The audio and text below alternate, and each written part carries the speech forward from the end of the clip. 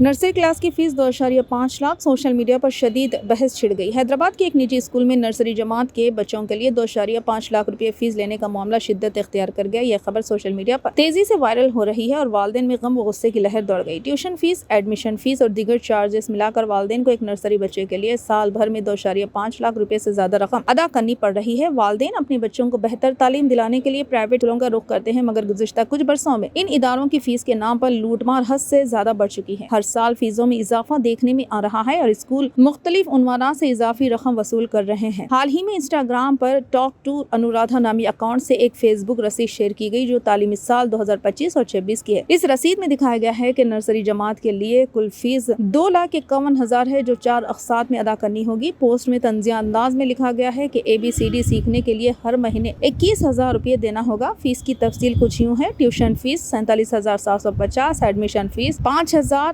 Startup charges 12,500 और रिफिटेबल deposit 10,000। इसी school की दीगर जमातों की फीस भी कम है। प्राइमरी सेकेंड के लिए 2,72,400, जमात अव्वल ता दुवम के लिए 2,91,460 रुपये और जमात सुवम ता पंजुम के लिए 3,22,350 रुपये फीस मुकर्रर की गई है। यह तस्वीर 30 जुलाई को पोस्ट की गई थी, जिसके बाद वालिदैन और नेटिजन ने सोशल मीडिया पर इस महंगी फीस पर शदीद नाराजगी और तशवीश का इजहार किया। अब तालीमी इदारों और हुकाम पर दबाव बढ़ रहा है कि वह इस मामले पर जवाब दें और इस्लाहात की जाए।